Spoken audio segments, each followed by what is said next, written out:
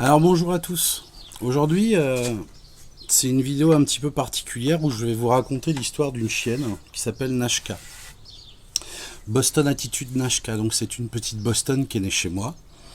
Et donc elle est née à la maison.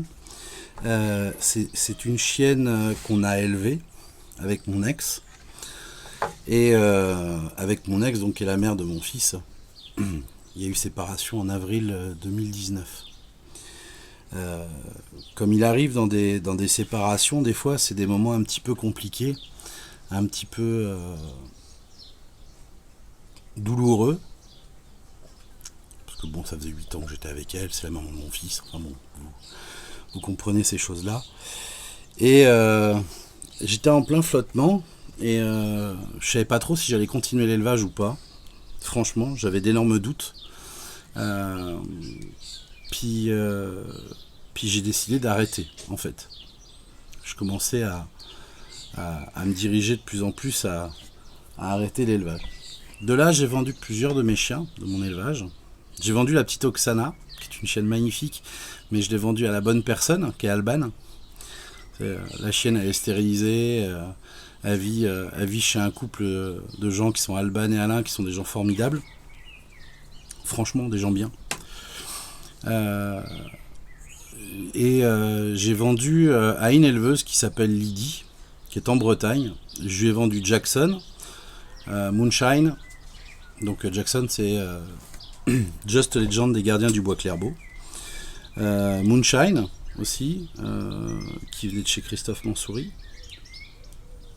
Puis Nashka, et puis une petite femelle de chez moi. Donc excusez-moi, j'ai perdu le prénom. Et cette Lydie qui m'avait expliqué tous ces petits problèmes, parce qu'elle élevait du bulldog français, du bulldog anglais, elle voulait arrêter ces deux races parce qu'elle avait trop de problèmes, trop d'emmerdes, que c'était pas bien dans sa maison, que c'était pas à l'aise et tout ça. Elle voulait arrêter et elle voulait repartir sur des bases saines et puis vendre des chiens qui n'ont pas de problème en fait. Donc elle m'avait demandé, et par le fruit du hasard en fait, parce qu'on a une personne de confiance en commun, et donc cette Lydie est venue me demander pour m'acheter des chiens. Donc ça va de soi que je les ai pas donnés non plus, pas poussés. Parce que quand vous prenez des chiens comme Jackson qui avait je sais plus 17-18 titres de champion, Nashka doit en avoir 3, Moonshine elle en devait en avoir 15, vous voyez, je ne vends pas des merdes non plus quoi. Et puis des chiens qui ont des tests de santé, etc. Et donc excusez-moi, c'est que c'est un petit peu compliqué quand même, parce que j'ai pas l'habitude d'ouvrir ma vie comme ça. Et donc Lydie qui était tout en gueule, comme beaucoup d'éleveurs français, ce qui explique aussi pourquoi ça me gonfle à force, ces éleveurs qui ont autant de paroles qu'une pute à rabais. Excusez-moi d'être vulgaire, mais il y a un moment, sur l'ensemble des éleveurs en France, le pourcentage d'éleveurs honnêtes, droits et sincères, et qui ont une vraie parole et qui s'y tiennent, envers et contre tout, mais il n'y en a pas beaucoup. Et ça, malheureusement, j'arrive pas à comprendre. On me dit toujours, non mais Denis, t'es naïf. Je vois pas où il y a de la naïveté que de se dire que la vie pourrait être vachement bien en France si les gens arrêtaient de faire de la merde. Si les gens arrêtaient de se trouver toujours des excuses pour faire de la merde, ils se plaindraient pas justement que la vie est merdique. Parce qu'il faut déjà commencer par faire les choses à son niveau avant de vouloir demander aux autres de le faire. Enfin bref. Et donc cette Lydie a fait de la repro. Je lui ai dit fais pas ce mariage parce que ça craint. Elle m'a pas écouté. Elle l'a fait. Oui, économiser des bouts de chandelle. Puis elle prenait des conseils auprès de sa factrice. C'est ce qu'elle m'avait dit. Sa factrice. Si vous, demain, vous devez demander, vous savez pas si vous voulez un enfant ou pas, vous allez demander à votre factrice, hey, qu'est-ce que t'en penses? Est-ce que tu penses que je ferais bien être maman? Non mais... une gogole, comme j'appelle ça, des gogoles. Et c'est professionnel, Ça a un numéro de sirette et tout. Hein. C'est une folie. Et puis finalement, elle s'est rendu compte que le problème, c'est qu'elle avait encore ses bulldogs anglais, elle avait encore ses bulldogs français, puis tous ses Boston. Et puis que, ça allait pas, quoi. Ça faisait beaucoup trop de monde. Et puis j'ai eu Yves qui m'a appelé, qui s'est présenté à moi. On m'avait dit de me méfier de lui parce que c'était un mec qui ne faisait que ça. Hein. Ça fait longtemps qu'il est dans l'élevage. Il achète des chiens. Un jour, il y a un pétage de plomb, on ne sait pas pourquoi. Puis il revend les chiens. Puis après, il fait des histoires. Et puis il en rachète d'autres. Puis il en revend. Enfin, c'est quelqu'un qui est vraiment instable, en fait. Qui a un gros problème d'instabilité. Je ne croyais pas. Je me suis dit, dans le monde du chien, on entend tellement de choses. On entend tellement les gens vomir les uns sur les autres. Ils sont copains le lundi, ils sont ennemis le mardi. Le mercredi, ils couchent ensemble.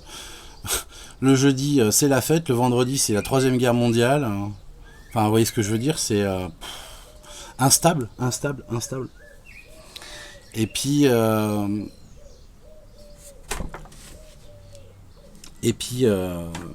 ça fait il m'avait demandé une saillie.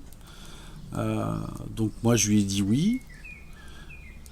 Bon, il m'a flatté, bien sûr. Puis encore une fois, je suis tombé dans le panneau, quoi. Toujours faire confiance aux gens. Je suis toujours en train de me dire que il y a quand même des gens honnêtes sur Terre. Il y en a de moins en moins. Hein. Mais je reste persuadé qu'il y a des gens encore honnêtes. Et c'est pour ça que je continue à travailler avec des gens très sérieux, que ce soit Virginie et d'autres. Hein. Heureusement. Mais comment vous dire que le nombre de gens comme Yves, avant c'était 3-4% des éleveurs seulement. Aujourd'hui c'est plutôt 96-97% des éleveurs. Donc c'est ce qui explique aussi pourquoi je fais cette chaîne, parce que dans cette chaîne j'explique aussi aux gens qu'il faut faire attention, parce que une fois qu'on a fait l'erreur où on s'est fait avoir, on n'a plus que les yeux pour pleurer. Et voilà quoi. Et donc Yves, à qui j'ai quand même laissé un de mes chiens en saillie, Rumble, chien que je laisse pas aux gens, quoi. Parce que moi, par principe, j'avais donné ma parole à mes amis américains, où je laisse pas mes chiens en saillie comme ça, pas sur n'importe qui, n'importe quoi. Donc voilà quoi, je lui avais laissé parce que il m'avait donné sa parole, qu'il ne revendrait pas les chiens aux éleveurs, machin, etc. Que c'était vraiment plus pour lui, etc. quoi. Il voulait faire quelque chose de sérieux. Enfin bon, voilà. Et puis la chienne était avec des origines correctes. Hein. Même si j'aime pas l'éleveur, la chienne a quand même des origines correctes. On peut pas dire le contraire. Je vais pas dire que la chienne a des origines de merde parce que l'éleveur, je peux pas le saquer. Non. L'éleveur, c'est une chose. Le chien, c'en est une autre. Hein. Faut vraiment... je veux dire... c'est comme quand on voit un joli chien chez un éleveur qu'on n'aime pas. Il faut savoir dire que oui, le chien, il est joli. On s'en fout que le chien, il appartient à Pierre-Paul Jacques ou Jean. On couche pas avec l'éleveur. Le chien, il est joli. Il faut savoir être honnête. Donc, ça, c'est encore un truc, l'honnêteté. Hein. Vous voyez ce que je veux dire. Enfin bref, et puis là Nashka elle a déjà reproduit, et puis il m'avait dit qu'il voulait faire reproduire Nashka. Et il m'a contacté il y a quelques jours en me disant ouais putain Denis fais chier, j'ai loupé les chaleurs, c'est trop tard, je peux pas faire saillir la chienne. Je dis c'est pas grave, tu feras ça dans 6 mois et puis voilà quoi, prochaine chaleur. Alors bien sûr, le discours, non mais moi je fais ça pour l'amour, je fais pas ça pour l'argent, j'ai pas besoin de ça, je suis pas à 6 mois près, blablabla. Enfin bon, le mec il est tellement pas près de ses sous qu'en attendant, il avait transféré la chienne au nom de sa femme pour faire une déclaration, une autre saillie, parce que sa femme et lui ne vivent pas ensemble. Vous avez question pourquoi? Enfin bref, au final... il voulait magouiller quoi. Hein. Il voulait magouiller parce que en tant qu'éleveur dérogataire, c'est une portée maximum par an. Et comme il a voulu en faire 2, Voilà. Fallait être professionnel avec la demande de SIRET, certificat de capacité et tout ça, mais ces choses-là, il les a pas, bien sûr. Et il veut pas les avoir. Malgré le nombre de fois que je lui ai dit qu'il fallait se mettre professionnel et que je lui ai expliqué comment faire. Et lui expliquer que c'était pas négatif. Mais bon, après, il avait toujours des excuses pour ne pas faire. Donc il a trouvé que c'était plus simple de magouiller. Bref. Et donc, sur le coup, là, il m'a contacté pour me dire qu'il avait vendu Nashka. Et puis Provence, qui vient de chez Fred. Et je dis, mais pourquoi tu l'as revendu? Je dis, pourquoi tu m'en as pas parlé? Je dis, Nashka, elle vient de chez moi. Je préfère qu'elle retourne à la maison plutôt qu'elle reparte encore voyager dans un autre élevage, quoi, sans déconner. J'ai fait confiance à des gens, parce que j'étais dans une situation où j'étais dans un état d'esprit où j'allais arrêter d'élever. Et puis finalement, j'ai pas arrêté, heureusement, c'est une bonne chose, je pense. Même si ça en fait chez quelques-uns, c'est pas grave, ça. Mais ouais, le truc, c'est que je lui ai dit, mais pourquoi tu m'as pas vendu Nashka, quoi. Puis bon, des excuses toujours. Hein. Puis il a fait son micmac de son côté, hein, puis il m'explique entre guillemets que voilà, comme il devait encore de l'argent à Lydie, pour un mec qui a pas de problème d'argent, il devait encore de l'argent. Hein, vous voyez ce que je veux dire? C'est aussi ça qui est fort quand on écoute les gens. Ils ont un discours, puis au fur et à mesure des choses, on se rend compte que le discours il change. Les menteurs et les menteuses. C'est pour ça d'ailleurs que même si vous discutez avec des policiers ou des gendarmes, ils vous expliqueront, si vous savez comment ça se passe, une garde à vue par exemple. Mais en fait, vous avez les enquêteurs qui vous posent des questions dans un sens, puis dans un autre, puis ils vous font redire les choses dans plein de sens différents. Vous voyez? Et parce que les menteurs ou les menteuses sont des gens qui, à un moment ou à un autre, la réponse, elle change. C'est comme ça qu'on voit si la personne a ment ou pas, quoi. Ça aide. Ça permet après d'avoir des aveux en les mettant face à leur personnage. Enfin, et encore, il y en a qui sont tellement comment dire, tellement dans le déni, puis on les chope la main dans le sac et ils vont dire non, c'est pas vrai. On dit regarde, mais là, regarde la photo là, c'est toi là. Non, c'est pas vrai. La connerie humaine. Enfin bon. Et donc là, ouais, j'étais terriblement déçu parce que sur le coup, moi je lui ai dit écoute, je voudrais récupérer Nashka, quoi. Il me dit non, mais te mêle pas de cette affaire et tout, ça te regarde pas. Je dis d'où que ça me regarde pas. Nashka, c'est une Boston Attitude, ça vient de chez moi. Et il me dit oui, enfin bon, je sais très bien que toi, j'aurais pas pu te la vendre le prix que j'en ai voulu, que j'en voulais. Le mec, il a un discours, l'argent, c'est pas un problème.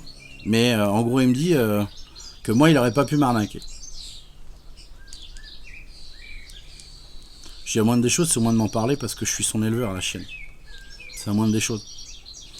Comme je le prends pas en traître. Hein. J'ai appelé Fred pour lui dire, tiens, si tu veux récupérer Provence, elle est dans tel élevage. Parce que sur le coup, aujourd'hui, voilà, Provence, Nashka et la fille de Provence, tout du moins sûr, Nashka et Provence ont été revendus dans un élevage de Boston dans le 44, que je connais. Qui est une fille qui est pas méchante, mais c'est encore un élevage. Faut penser un petit peu le côté psychologie de la chienne, dans quel état elle peut être, quoi. La chienne, elle va d'un côté à un autre et elle repart. Non, faut arrêter les conneries, quoi. Faut arrêter les conneries. Et tout ça pour que ce fameux Yves, en qui j'avais confiance, tout ça pour que Yves récupère 3 chiots issus d'un mâle et d'une femelle de chez moi. Plus de l'argent. Le mec, il est limite bipolaire, quoi. Je veux le lundi, je veux, le mardi, je veux plus. Et puis insulter les gens tout le temps. Enfin bon, c'est Ouais, c'est space, quoi. C'est vraiment space. C'est le mec, tu lui fais confiance, il fait de la merde, puis après il va te dire, voilà quoi. Le mec, il veut un chien de chez moi, mais il veut pas faire un bon de commande. Il veut attendre que le show ait 2 mois et demi pour choisir. Il dit oui, mais moi je suis pas n'importe qui. Je dis t'es qui? Tu fais pipi caca comme tout le monde, hein? Il dit oui, moi je suis un éleveur, ça fait j'ai 55 ans. Bah je dis oui alors. Bah quand tu pètes ça pue, hein, garçon. Hein. C'est comme tout le monde. Hein. Quand tu pisses, c'est pas de l'or, hein, qui sort. Hein. C'est de la pisse, hein, point. Oui, mais moi j'ai importé. Mais je dis ouais, t'as importé il y a 20 ans. T'as importé des chiens et puis c'était une autre race. Et puis bah, aujourd'hui, bah t'es un petit éleveur. Tu fais même pas d'expo. Tu fais t'es rien. T'es personne. T'es un grain de sable sur cette terre comme moi. Comme on est tous des grains de sable. Faut arrêter de se prendre pour un grand de ce monde, or que on est que des grains de sable, quoi. C'est n'importe qui, on est tous des grains de sable sur cette planète. Mais putain, c'est... Ouais, franchement, j'arrive pas à comprendre, quoi. J'arrive pas à comprendre à quel point les gens peuvent être cons. Et les éleveurs, pas tous, hein, mais beaucoup d'éleveurs français sont là à me critiquer parce qu'ils disent oui, regarde, Denis, il est tout le temps en train de nous critiquer. Bah, c'est pas que je vous critique, c'est tout simplement je vous mets la réalité en face. Comme je disais l'autre jour, quand, quand on dit j'aime mes chiens, et ben si t'aimes tes chiens, tu les refourgues pas sur le bon coin quand ils ont 4 ans ou 5 ans en retraite. T'aimes tes chiens, tu les gardes. Alors oui, j'entends le discours, oui, mais bon, avec les normes des DPP, eh ben tu sais quoi, regarde, moi j'ai 40 ans, je deviens propriétaire. J'ai décidé de déménager pour garder mes chiens. Quand on veut vraiment trouver une solution, on la trouve. Quand on n'a pas envie de trouver des solutions, les excuses, c'est comme les trous du cul, tout le monde en a. Et c'est tellement facile de se trouver des excuses pour pallier au fait qu'on n'assume pas les choses, et c'est un fléau aujourd'hui. Hein. Le déni, ça s'appelle. C'est un fléau aujourd'hui, le déni. Enfin bref. Enfin voilà, tout ça pour dire que bah, c'est pas la première fois que je suis déçu de vendre un chien à un éleveur français. Il y a quelques années en arrière, c'était une petite chienne qui s'appelait Livia, que j'avais vendue à un mec qui était délégué Bretagne, du club de race quand même. Hein. Et que le mec, vu que la chienne n'avait pas fini première au championnat de France, ni première au Luxembourg, que soi-disant elle était insociable, elle était ci, elle était ça. La chienne, c'est une de mes clientes qui l'a récupérée. Elle était dans un toit à cochon, dans une espèce de caisse un peu comme ça, voilà, la chienne, enfermée là-dedans, dans le noir. Le mec était délégué du club de race. Voilà l'image du club, quoi. Puis quand j'en ai parlé au club, on m'a dit non, mais Denis, c'est rien, t'inquiète pas, on sait, il est un peu spécial. Ouais, bah qu'est-ce qu'il faut à vous représenter? Qu'est-ce qu'il faut à vous représenter? Quand on regarde aujourd'hui qui peut y avoir des fois au club, putain, faut pas s'étonner pourquoi j'ai démissionné du club, quoi. Il y a un président, il est ce qu'il est. Il y en a qui l'aiment, il y en a qui l'aiment pas. Moi, je le respecte. Christian, c'est quelqu'un que je connais depuis des années. C'est quelqu'un que je respecte. Il n'est pas forcément très nerveux, comme diraient certains. Mais en attendant, c'est compliqué parce qu'aujourd'hui, en France, la société elle nivelle plutôt vers le bas plus que vers le haut. Et voilà. Donc, et puis en France, dès qu'on commence à vouloir niveler vers le haut, on se fait défoncer la gueule via réseaux sociaux et compagnie, on se fait critiquer parce que voilà quoi. Parce que ça dérange. On veut surtout pas, hein. On veut surtout pas essayer de faire mieux. Faut toujours pas essayer de faire les choses bien. Non, vaut mieux rester à jouer les malheureux et dire non mais moi je fais de l'élevage que par amour et par passion, hein. Oui d'accord, je fais des conneries, mais c'est parce que je fais ça par amour et par passion, je gagne pas ma vie. Et alors, tu sais quoi? Comme une copine de la MSA me disait, quand des fois elle a des éleveurs qui les appellent pour leur demander des renseignements et tout sur le montant des cotisations, et qui sont là, oui mais moi je gagne pas ma vie, hein. Alors dit gentiment, changez de métier. Oui, hein.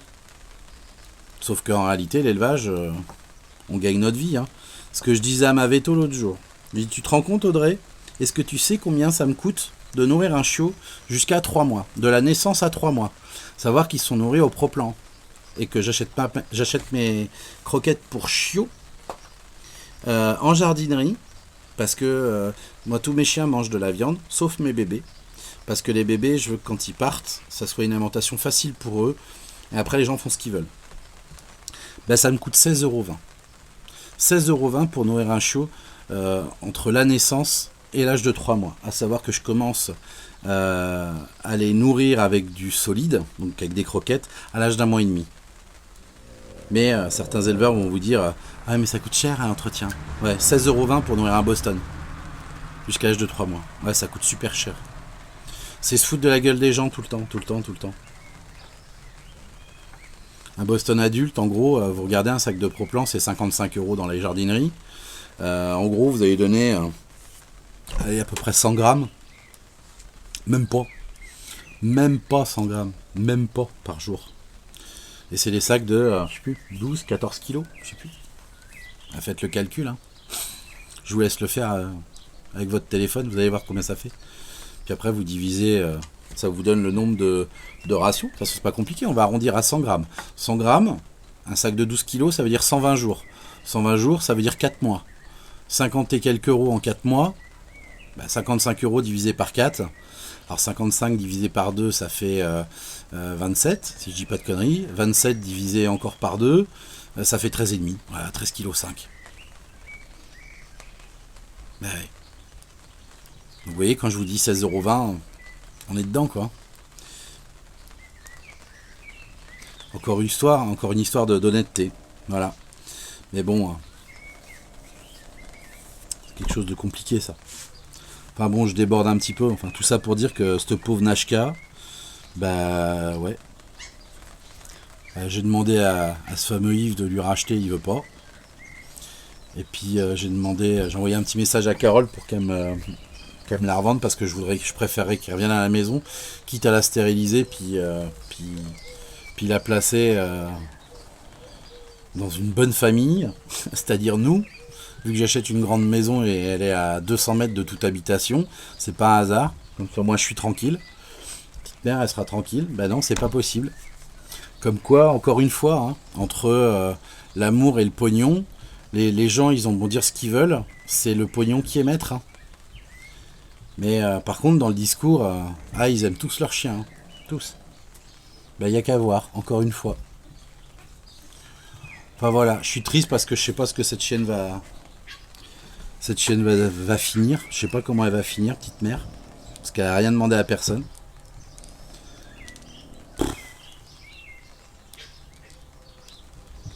C'est voilà.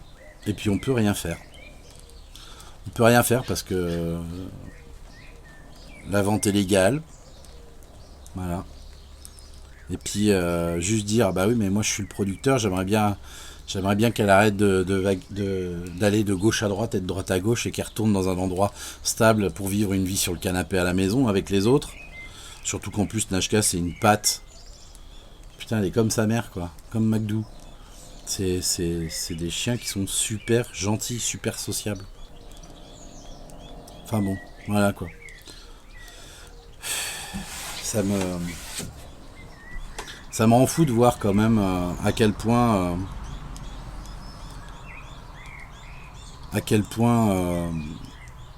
les gens peuvent être cons. Enfin bon, tout ça, tout ce qui se passe en ce moment pour la petite Nashka, je vais vous dire sincèrement, j'espère une chose, c'est que ça n'arrive jamais à qui que ce soit. Parce que franchement, c'est dur d'être totalement impuissant vis-à-vis de cette machine à business où les gens sont d'un malhonnête des plus flagrants. C'est dur tout ça. J'espère franchement que ça n'arrivera à aucun autre éleveur. Aucun autre. Sur ce, je vais vous laisser. Et puis je vous souhaite une agréable journée. Salut à vous.